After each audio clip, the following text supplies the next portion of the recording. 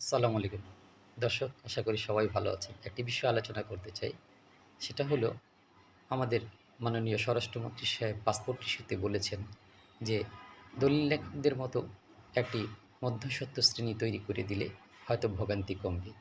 আসলে এই তহসিল অফিসে যেগুলো হয়, যে দলিল লেখক সাহেবরা যা করেন তা সম্বন্ধে তো কম বেশি সবাই জানি।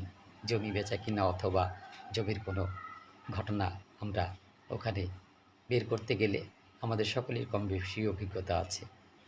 দলিল লেখকরা আমাদের দিয়ে দলিল লেখান, সব কিছু করেন। তারপরে ওনারা বলেন যে সাব রেজিস্ট্রার সাহেবের সামনে যেতে হবে, ওনার সাথে আলাপ হয়েছে, এই খরচ আছে, ওই খরচ আছে, এইভাবে বলে অনেক টাকা আমাদের থেকে নিয়ে যান। আমরা সেটাকে নিজেদের দায় মনে করে দিয়ে কাজ উদ্ধার করে আনি। এখন পাসপোর্ট ইস্যুতে যদি একই রকম ঘটনা হয়, তাহলে ভোগান্তি কী হলো?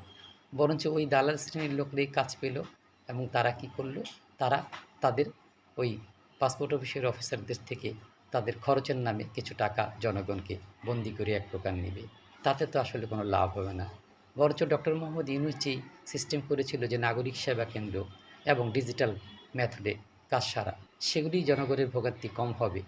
মন্ত্রী মহোদয় এই কাজ করতে পারেন যে উনি স্পষ্ট করে বলে দিতে পারেন পাসপোর্ট সংশ্লিষ্ট সকল কর্মকর্তা কর্মচারীকে, যে খবরদার, এখন থেকে আর কোনো অনিয়ম চলবে না। জনগণকে সেবা দিতে হবে নিঃস্বার্থভাবে, সেবক হিসাবে। যেহেতু আপনারা জনগণের কর্মচারী, রাষ্ট্রীয় কর্মচারী, তাই এখানে কোনো রকমের বাড়াবাড়ি চলবে না। এখানে জনগণ যেন কোনো অভিযোগ করতে না পারে, সেরকম করে কাজ করতে হবে। আমার মনে হয় তাহলেই জনতা শান্তি পাবে। আশা করি নবনির্বাচিত সরকার অবশ্যই জনগণের সরকার হবে। সেই কামনায় সবাইকে আমন্ত্রণ জানাবো। আমরা যার যার অঙ্গনে যে যেখানে দায়িত্বে আছি সেখানে সৎ এবং স্বচ্ছভাবে কাজ পালন করব। অধীনস্থদেরকে কোনো খারাপ করতে দিব না, নিজে কোনো খারাপের সাথী হব না। তাহলে অবশ্যই জনগণ আমাদের তাদের হৃদয়ে স্থান দিবে এবং আমাদেরকে আবারও নির্বাচিত করার জন্য উদ্যোগী হবে। সবার জন্য শুভকামনা। আসসালামু আলাইকুম।